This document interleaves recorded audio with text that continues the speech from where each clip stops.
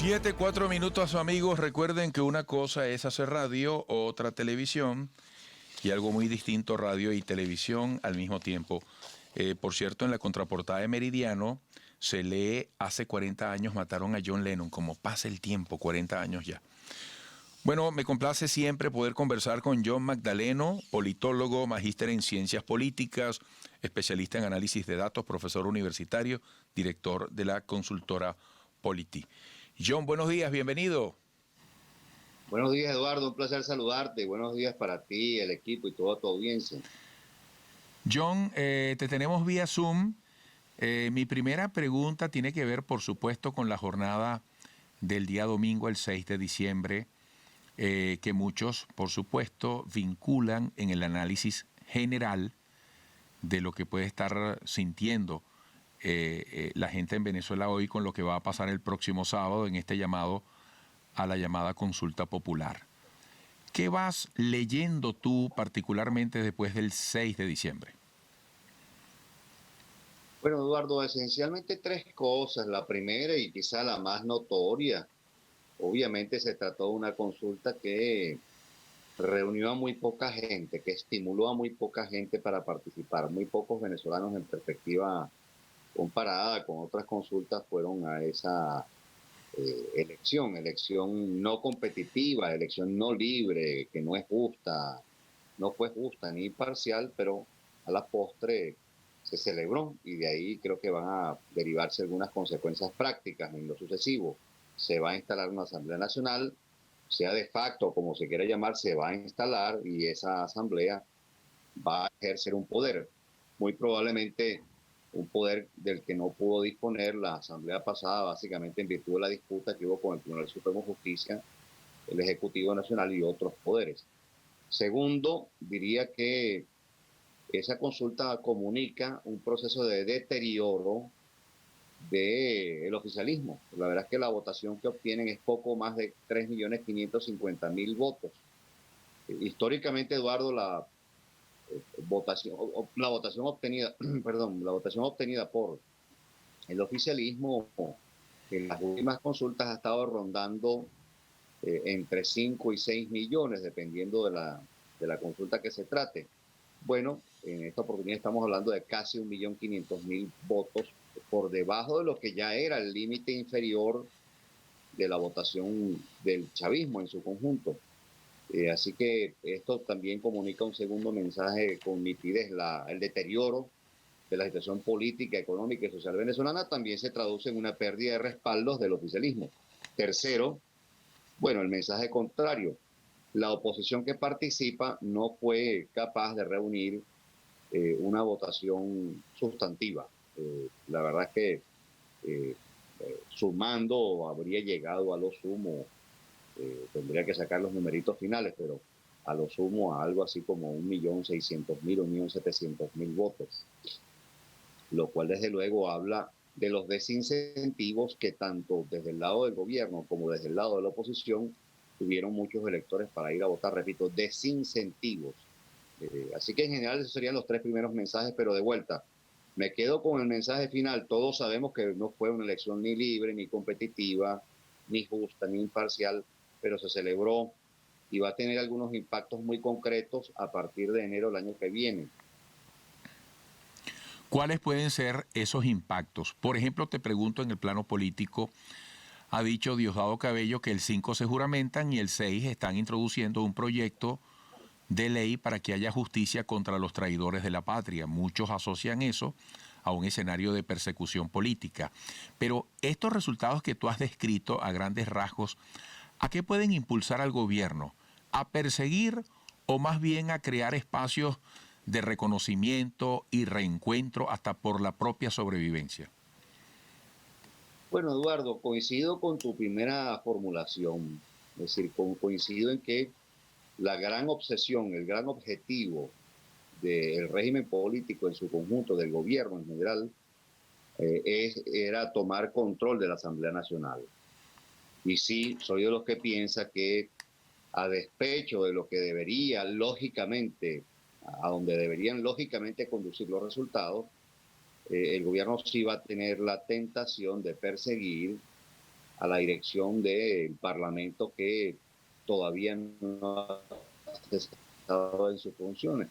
Así que sí, de hecho es algo que vengo advirtiendo desde hace meses, porque hay un objetivo político de control que está detrás de, obviamente, ese tipo de acciones. Acciones que no legitimo, estrategia que tampoco valido, pero obviamente me parece que es un pronóstico que debería ser considerado, por lo menos un escenario que debería ser considerado.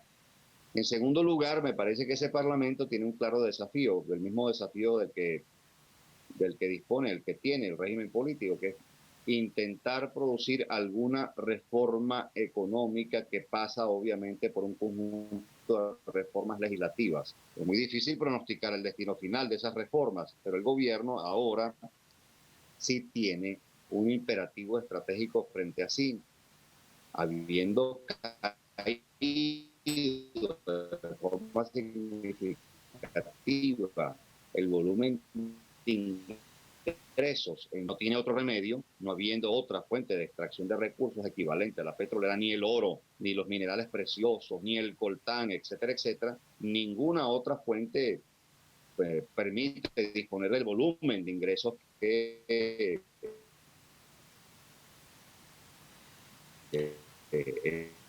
el gobierno tiene que producir un creciente estímulo a la inversión privada nacional y extranjera.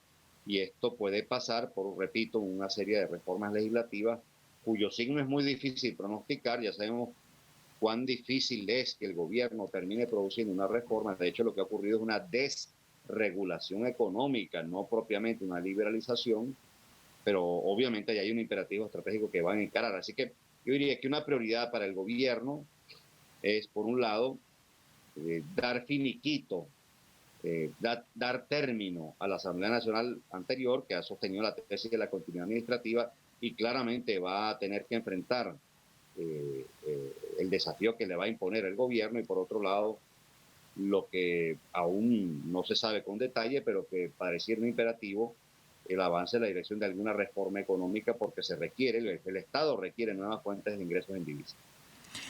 Por favor, John, mantente en el Zoom. Quisiera que al regreso, entre otros puntos, retomáramos tu afirmación cuando dices que el gobierno logra tomar el control de la Asamblea Nacional con este resultado, aunque con desincentivos dado el bajo apoyo.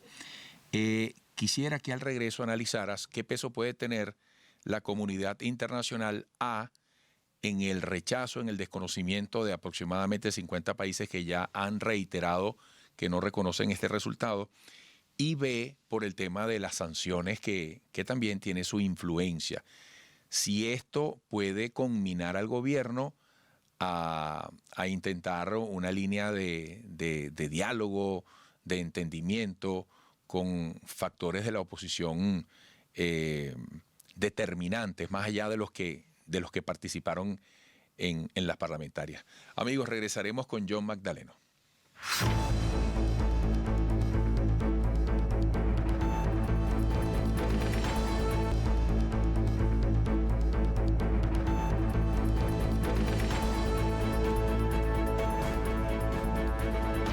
Fíjate, John Magdaleno, Correo del Orinoco recoge esta aseveración de Jorge Rodríguez. El mensaje del pueblo fue bien claro, que cesen las sanciones y el bloqueo. Yo te preguntaba qué peso puede tener en el futuro inmediato la influencia de la comunidad internacional en ese rechazo previsible, pero reiterado, y también en las sanciones y en el bloqueo. Para Maduro sigue siendo un interés, un objetivo que suspendan las sanciones o las aminoren a través de una demostración de mayor diálogo, a través de la demostración al mundo de que se está haciendo un esfuerzo acá por darle más valor a la manera de relacionarnos.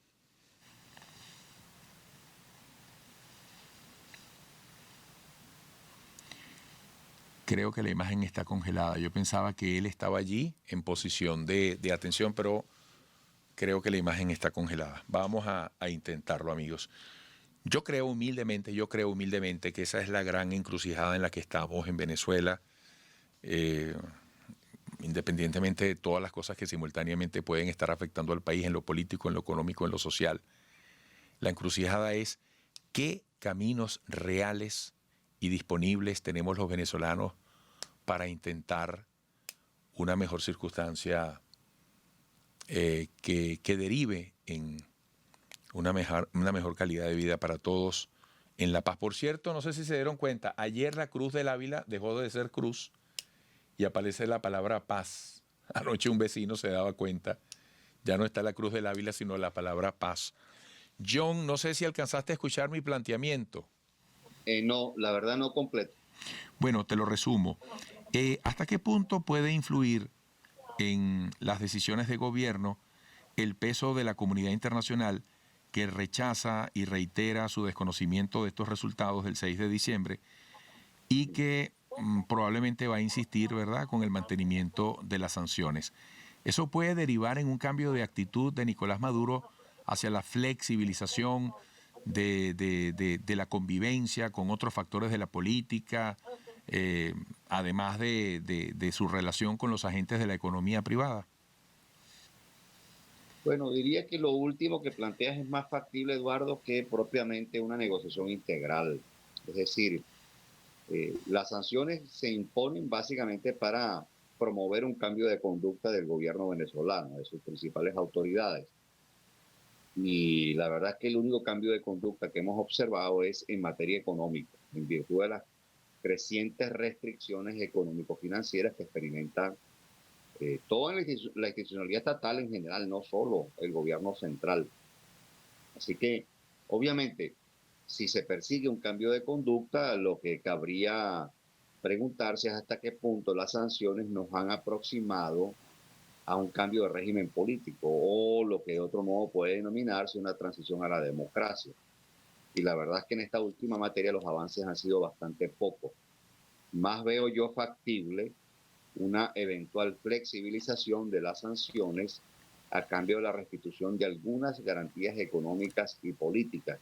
Uno desearía, Eduardo, que la restitución de garantías sea total y uno desearía que ese proceso de negociación diera lugar a un acuerdo integral mediante el cual, por un lado, se restituyeran garantías económicas, políticas y sociales, al punto de que pudiéramos aproximarnos mucho más rápidamente a una recuperación y reactivación económica en el corto plazo, y por otro lado, repito, a una transición a la democracia, el inicio de una transición a la democracia, pero como las cosas no operan en la realidad conforme uno desea, uno tiene que empezar a ver cuáles son los incentivos de los actores. Y me parece que hay un incentivo muy concreto que sí presiona de veras al Estado en su conjunto, que es la escasa disponibilidad de divisas, y en virtud de eso creo que el gobierno sí está dispuesto a iniciar una negociación mucho más seriamente, a cambio, repito, de la restitución de algunas garantías. Entonces, esta es la complejidad de la negociación que está por verse. ¿Qué le toca a la oposición? Y falta saber, bueno, qué va a ocurrir con la llamada consulta popular, pero desde ya, ¿cuál es el mensaje de ese país que se manifestó participando o no en las parlamentarias para la oposición? Bueno, Eduardo, diría que a la oposición le toca hacer tres cosas. La primera, operar con mucha más disciplina y seriedad y obviamente con una mejor estrategia en la dirección de localizar la disputa en el plano doméstico. Uno de los errores que en mi opinión se han cometido durante 3 años consecutivos es haber desplazado la disputa al terreno externo, al terreno de, vamos, la comunidad o la sociedad internacional en general. Y esto que puede haber incrementado en alguna medida la presión sobre el gobierno, terminó a la postre desempoderando a los venezolanos. Y los venezolanos son, vamos a decir, constituyen el principal sujeto de la disputa. Así que esta es la primera tarea pendiente. La segunda, bueno, hacer las cosas más seriamente en el plano doméstico, Eduardo, es decir, emprender una tarea de organización social que involucra, por ejemplo, lo he propuesto en varias oportunidades y tengo meses repitiendo para no decir años, emprender la organización de una gran red nacional de activismo por el cambio, que supone organizar a la gente, en primer lugar reclutarla, seleccionarla, no para para los partidos, sino para un poderoso movimiento social que hace falta estructurar en Venezuela para elevar los costos al régimen y a sus atropellos, a las violaciones de garantías. En segundo lugar, o mejor dicho, en tercer lugar, estaría pendiente la tarea de mejorar la coordinación estratégica entre los actores que desean un cambio en Venezuela. Si hay algo que grita el resultado de la parlamentaria, por lo menos el que conocemos hasta este momento, es que ningún factor individualmente puede. No se puede solo. Es decir, los partidos no pueden solos. La sociedad civil no puede sola. Algunos factores de oposición no pueden solos. Es decir, se requiere mucha mayor coordinación estratégica entre los actores. Y sí, una cuarta consideración, en algún momento habrá que articular, habrá que crear una correa de transmisión entre, por un lado, la movilización social tan pronto sea posible y, por otro lado, una consulta electoral, Eduardo. Yo no conozco ningún caso en donde la abstención haya sido el principal factor, el factor determinante del inicio de una transición a la democracia. Obviamente son muchos los factores que hay que poner en órbita. La presión internacional, una mala situación económica contribuye a crear malestar social, pero si no se organiza la gente con disciplina, con formación, con comunicación, con información, y por otro lado no se canaliza esa energía, no se convierte esa energía cinética, vamos a decir, en una energía, un poder en movimiento propiamente por intermedio de algún tipo de elección, es muy difícil visibilizar esa mayoría que en efecto está del lado del cambio desde hace rato. Así que me parece que hace falta del lado de la oposición una mejor comprensión de las dinámicas de los procesos de transición. No basta con los factores externos. John, muy agradecido con tu análisis, siempre dispuesto. Sabemos que volveremos a conversar en el corto plazo. Fuerte abrazo. Un abrazo y a la orden siempre. Feliz día para todos. John Magdaleno, politólogo, magíster en ciencias políticas, especialista en análisis de datos, profesor universitario, director de la consultora Polity. Qué interesante conocer análisis. Es lo que llamo, a través del análisis, intentar entender aquello que creemos saber. Sigan enviando sus fotografías. Las estamos disfrutando y compartiendo. @EduRodríguezG. Selfie, la pantalla, el paisaje, el milagro de un nuevo despertar. Regresaremos.